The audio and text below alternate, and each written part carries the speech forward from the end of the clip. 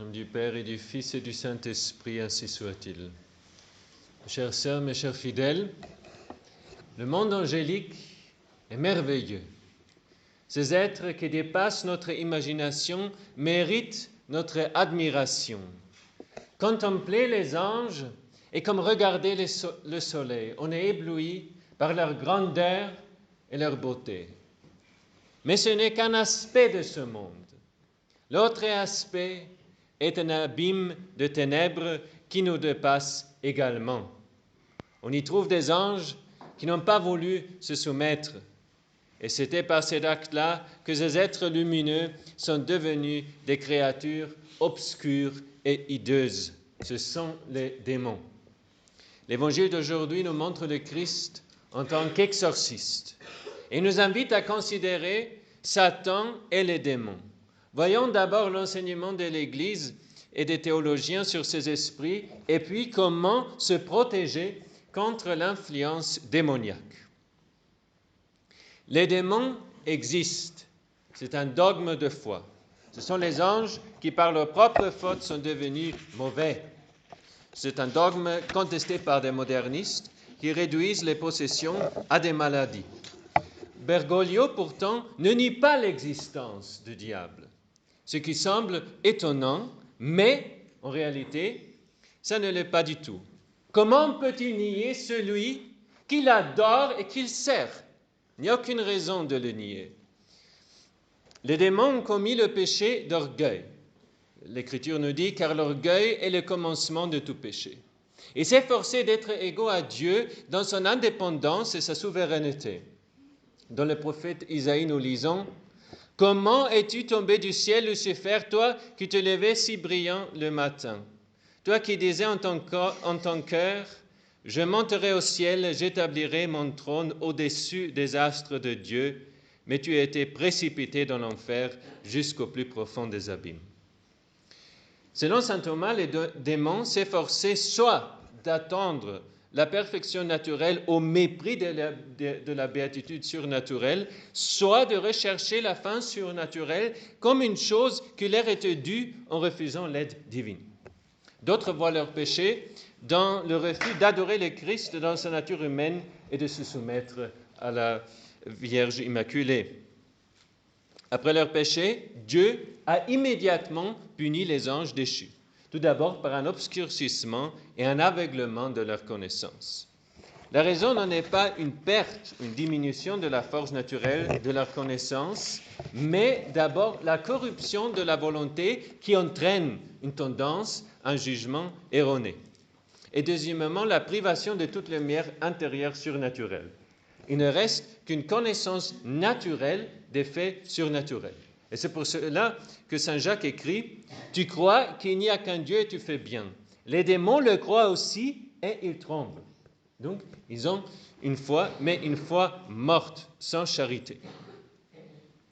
Deuxième punition est l'endurcissement de leur volonté, ce qui signifie l'impénitence et l'intention d'agir toujours au mal. On peut se demander, maintenant qu'ils voient qu'ils ont péché, pourquoi les anges déchus ne se répandent-ils pas? Tout d'abord parce que Dieu ne leur donne plus la grâce, et sans grâce, pas de conversion. Une autre raison est que la décision de l'ange est par nature irrévocable. Les anges sont simples. Si une faculté tend vers quelque chose, tout l'ange tend vers elle. C'est aussi à cause de leur connaissance. Il n'y a pas de raisonnement. Ils savent parfaitement en un instant. Les anges savaient ce qu'ils faisaient quand ils ont péché. C'est le mystère d'iniquité. En plus, il y a la condition de la damnation éternelle avec son effroyable désolation, qui provoque une haine désespérée de Dieu et qui pousse sans cesse à la haine de tout ce qui est bon. Troisième punition est la damnation éternelle. Ils sont éternellement privés de la vision de Dieu. Puisqu'ils n'ont pas de corps, il n'y a pas de douleur sensible, mais ils souffrent horriblement de leur vaine rébellion contre leur état et par leur vain désir du bonheur. Voilà la triple punition des anges déchus. Une autre chose qui nous aide à comprendre l'influence des démons est leur état avant le jugement dernier. par la permission de Dieu, ils ont une certaine liberté d'habitation. Saint Paul parle d'un séjour des démons dans les régions célestes. Il appelle le diable le prince de la puissance de l'air, c'est-à-dire de ces anges qui habitent dans l'air. Selon Saint Jérôme, c'était l'opinion de tous les docteurs que l'air entre le ciel et la terre est plein de puissants ennemis. Mais ce n'est qu'un séjour temporaire permis par Dieu pour notre épreuve. Les démons souffrent toujours des tourments infernaux, puisqu'ils savent que le feu de l'enfer leur est destiné, même s'ils ont une certaine liberté de se mouvoir dans l'air. Par le péché d'Adam, le diable dominait l'humanité. Et ce n'est que par le Christ que nous avons été libérés. Et cette domination du diable est la raison de l'exorcisme avant le baptême. Après la rédemption, le diable n'a que certains pouvoirs que Dieu autorise. Tout d'abord, il peut nous tenter. Il a même essayé de tenter notre Seigneur. On voit ces tentations très souvent dans la vie des saints. Pourquoi Dieu permet-il cela? Pour mettre à l'épreuve la fidélité des hommes, pour mettre en lumière la puissance et les mérites du Christ, et pour que le diable soit encore plus affligé par sa défaite.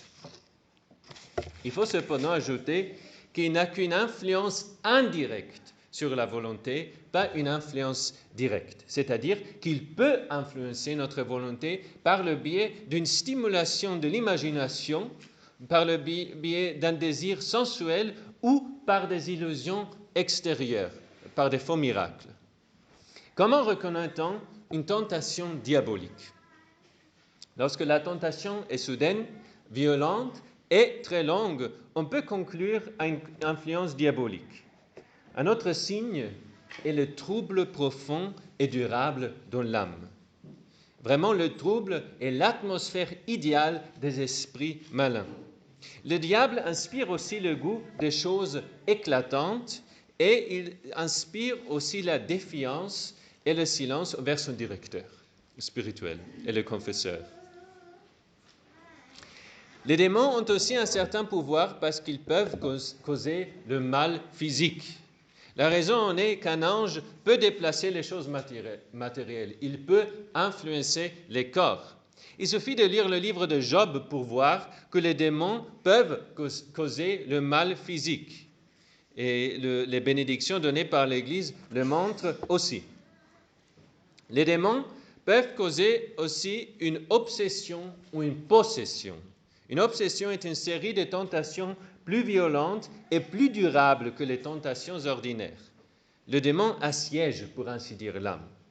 Par la possession, le démon s'installe dans le corps et le meut à son gré, comme s'il en était le maître.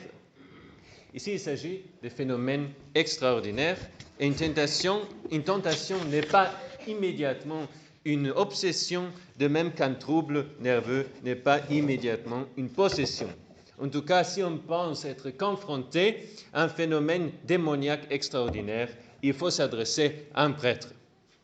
Comment faut-il se protéger contre l'influence démoniaque? D'une manière générale, il faut vivre une vie catholique, une vie de prière, de sacrements, de mortification et de bonnes œuvres. Cependant, il y a certaines choses qui aident d'une manière particulière à lutter contre les diables. Tout d'abord, c'est la dévotion au précieux sang. C'est par ce sang que le diable a été vaincu. On trouve une image dans l'Ancien Testament. L'ange de la destruction a épargné les maisons sur lesquelles il a trouvé le sang d'un agneau. Si les diables voient nos lèvres rougies par le précieux sang lors de la Sainte Communion, il nous épargne, ou plus encore, il s'enfuit. Saint Edmond a été longtemps affligé par un démon. Il était torturé jour et nuit. Et un jour, il a supplié le démon par la passion et le sang du Christ de lui dire ce qu'il craint le plus. Et la réponse était ce que tu viens de mentionner, c'est-à-dire le précieux sang. La dévotion au très précieux sang est profondément eucharistique et se pratique par des invocations de ce sang, ainsi que par des offrandes de celui-ci, surtout devant le très saint sacrement. Un deuxième grand moyen contre les diables est la dévotion à la Sainte Vierge. Il est très humiliant pour le diable qu'une femme, un être purement humain, lui écrase la tête. Mais cette inimitié est providentielle. Tous les deux ont été choisis par Dieu. Tous les deux ont surpassé les autres et tous les deux étaient censés attendre la plus haute gloire au ciel. Mais seule la femme, la Sainte Vierge, était prête à se soumettre à Dieu. Lucifer a dit « non serviam », je ne servirai pas. L'humble Vierge a dit « ecce ancilla Domini », voici la servante du Seigneur. Si vous priez quotidiennement la Sainte Vierge, les rosaires, si vous portez les scapulaires, vous avez une défense insurmontable contre les démons. Une troisième chose qui nous aide est la dévotion aux saints anges. Pour lutter contre les anges déchus, Dieu a donné à chacun de nous un ange gardien. Les anges sont plus proches de nous que nous ne le pensons. Priez quotidiennement votre ange gardien. Pensez souvent à lui pendant la journée. Il est à tout moment à votre disposition. Quelle ingratitude d'ignorer un ami si bon et si puissant. Priez tous les anges, en particulier le glorieux Saint Michel. Un jour, un possédé est arrivé à Ars. Lorsque le saint curé l'a vu, le dialogue suivant s'est établi entre le possédé et le curé. Le saint curé d'Ars a demandé en latin « Qui es-tu » Le démon par le possédé a répondu « Le diable en chef ». Et puis le diable a continué. « Crapaud noir, comment tu me tourmentes? Tu veux toujours t'en aller. Pourquoi ne vas-tu pas de ton côté? Pourquoi ne te sauves-tu pas au plus vite ?» Le saint a répondu tout simplement « Je n'ai pas de temps. » Le démon a continué « Les autres prennent largement leur temps. Je t'aurai aussi. J'en ai déjà fini avec bien d'autres que toi. Tu n'es pas encore mort. S'il n'y avait pas là-haut, et là le diable a utilisé une insulte contre la Sainte Vierge, nous t'aurions déjà. Mais elle veille trop bien sur toi avec ce grand dragon au-dessus de l'entrée de l'église. » Et ici, ce démon a fait une allusion à Saint Michel. Vous voyez combien le grappin, comme a dit le saint curé d'Ars, déteste la Sainte Vierge et Saint Michel. Un quatrième grand moyen, ce sont les sacramentaux. Notre Sainte Mère, l'Église, nous donne des bénédictions spéciales pour nous aider dans notre combat sur la terre. Les foyers catholiques ne devraient pas être sans l'eau bénite, des images bénies, des médailles et des cierges bénis. Mais il y a une médaille qui mérite tout particulièrement notre attention, c'est la médaille de Saint Benoît. On ne connaît pas l'époque précise quand l'usage de cette médaille a commencé, mais nous pouvons constater les circonstances qui ont aidé à sa propagation et préludé à son approbation expresse par le Saint-Siège. En 1647, en Bavière, des magiciennes accusées d'avoir exercé leur pouvoir contre la sécurité des habitants de la contrée ont été emprisonnées par l'autorité publique. À l'époque, l'autorité publique n'était pas encore dans les mains des satanistes.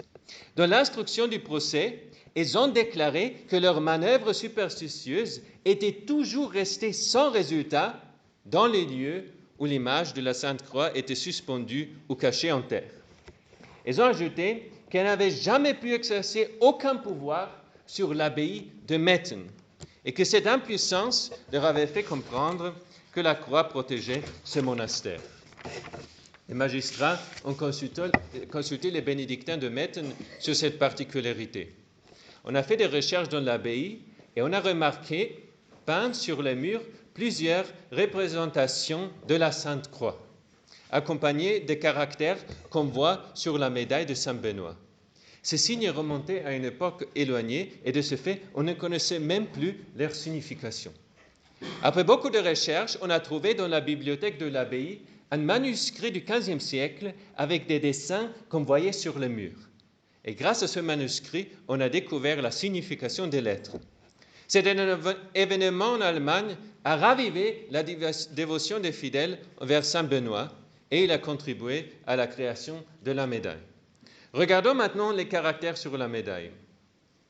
D'abord, on voit CSPB, Crux Sancti Patris Benedicti, Croix de Saint-Père Benoît. Et puis, les initiales d'une prière en latin qui signifie en français Que la Sainte Croix soit ma lumière, que le dragon ne soit pas mon guide. Retire-toi, Satan, ne me conseille jamais tes vanités. Les breuvages que tu offres sont le mal, bois toi-même tes poisons. Ces paroles sont censées sortir de la bouche de saint Benoît. Celle du premier vers lors de la tentation qu'il a éprouvée et dont il a triomphé par le signe de la croix. Celle du second vers au moment où ses ennemis lui ont présenté un breuvage de mort qu'il a découvert en produisant le signe de la croix sur le vase qui le contenait. Cette prière est un exorcisme. Priez-la souvent, spécialement dans vos tentations. La force de la médaille est dérivée de la croix du Christ. Dans la croix, il y a le salut. C'est le sens le plus profond de la médaille. Saint Benoît était rempli de l'amour du Christ et de l'amour de la croix. L'un exige l'autre. L'amour du Christ ne serait pas vrai sans l'amour de la croix. Et l'amour de la croix ne serait pas possible sans l'amour du Christ. Mais allons encore plus loin et considérons la Sainte Croix dans la vie de Saint Benoît. Cela nous aidera à apprécier davantage la médaille, tout comme ce grand saint que nous allons célébrer ce mois-ci. Saint Benoît était profondément imprégné de l'esprit du christianisme des premiers temps, qui était un esprit d'amour profond pour la Sainte Croix. Sa vie et sa règle nous le montrent clairement. Saint Benoît, en tant que fidèle amoureux de la croix, a toujours eu le Christ devant les yeux et l'a suivi pas à pas sur le chemin de croix. À Subiaco, il a remporté une victoire sur la chair en se jetant dans un buisson d'épines et en éteignant ainsi le feu de la passion dans les plaies béantes du corps. Une autre fois, des moines dépravés lui ont offert une coupe de vin mêlé de poison. Quand le saint, selon sa coutume, a fait le signe de croix dessus, la coupe s'est brisée. Et cette scène est représentée sur la médaille. On voit le saint avec la croix dans la main droite, la coupe de poison brisée à ses pieds. Et un serpent, signe du diable, sort de la coupe. C'était le diable qui a poussé les moines dépravés au meurtre. Depuis, nous voyons Saint Benoît constamment en lutte avec le diable, qui ne pouvait pas supporter sa vie mortifiée. Il détestait le saint parce que Saint Benoît ne préférait rien à l'amour du Christ et du Christ crucifié. Sa règle est aussi un reflet de son amour de la croix. De nombreux rappels de la règle portent l'empreinte de la croix et ne peuvent être accomplis sans l'amour de la croix. Tous les renoncements de la règle sont fondés sur cet amour. C'est le sens de la médaille sur laquelle le saint porte la croix dans la main droite et la règle dans la main gauche, comme s'il voulait dire « Si vous voulez être mes enfants, observez la règle qui n'est fondée sur aucun autre fondement que l'amour du Christ et donc sur la croix. Si vous ne préférez rien à l'amour du Christ, c'est une expression de la Sainte Règle, vous ne devez rien préférer à la croix, car le véritable amour du Christ est l'amour de la croix. Et l'amour de la croix n'est possible que dans le véritable amour du Christ. Ça, c'est vraiment la leçon de la médaille de Saint Benoît. Il faut lutter contre les démons par la force de la Sainte Croix. Et cela ne s'applique pas seulement aux membres de la famille de Saint Benoît, non, c'est une leçon pour tout le monde. Nous n'arriverions pas à une fin si nous voulions énumérer tous les effets de cette médaille. L'effet principal est la protection contre les attaques des démons, puisqu'il s'agit d'une médaille exorcisée. En outre, il y avait des conversions et de nombreuses guérisons faites par cette médaille. Et donc Guéranger a même écrit un livre là-dessus. Je ne peux que vous recommander cette médaille. Vous pouvez la porter, l'embrasser, la vénérer, l'accrocher dans votre maison, mais on peut aussi la mettre dans des liquides qu'on boit ensuite ou dans l'huile pour rendre les malades.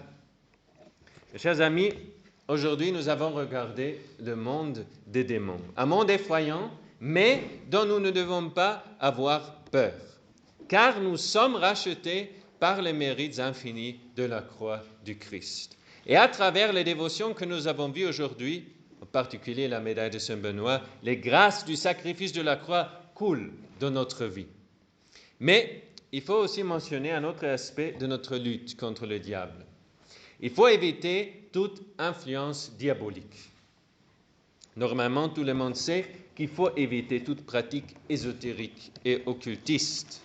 Mais le diable se sert aujourd'hui surtout de l'Internet pour détruire les âmes, ce que beaucoup ignorent malheureusement. Que ce soit la distraction, la perte de temps, la diffusion de fausses idées ou la luxure. C'est à toutes ces choses que mène l'Internet et donc le portable. Aujourd'hui, le diable n'a plus besoin de guider les gens vers les magiciens. Il suffit qu'ils utilisent l'Internet qui les mène au péché mortel. Le péché mortel est la damnation éternelle. C'est cela que Satan désire. Laisseriez-vous jamais votre enfant dormir dans une chambre où se trouve un serpent venimeux? Bien sûr que non. Comment se fait-il que des adolescents des familles catholiques aient un accès libre à l'Internet? Permettre cela est pire que d'avoir un serpent venimeux dans la chambre, car le serpent tue le corps. Mais le serpent infernal tue l'âme, ce qui est infiniment plus grave. Mais c'est difficile, on ne peut pas tout interdire. Comme Dieu a interdit d'offrir des sacrifices humains à Moloch, nous devons interdire les sacrifices humains spirituels faits par l'Internet. Une fois souillés par le péché, surtout par l'impureté, les gens deviennent trop faibles pour résister aux tentations et ainsi ils deviennent des esclaves de la chair et de Satan qui les attend dans l'abîme de l'enfer. Mes chers fidèles, utilisons ce carême pour embrasser la croix par une vie de prière et de mortification et renonçons ainsi à Satan. Que le glorieux Saint Benoît nous aide par son enseignement, par son exemple et par sa médaille à nous protéger de l'influence démoniaque si forte aujourd'hui, afin qu'un jour nous puissions louer Dieu avec lui au ciel. Ainsi soit-il. Au nom du Père et du Fils et du Saint-Esprit, ainsi soit-il.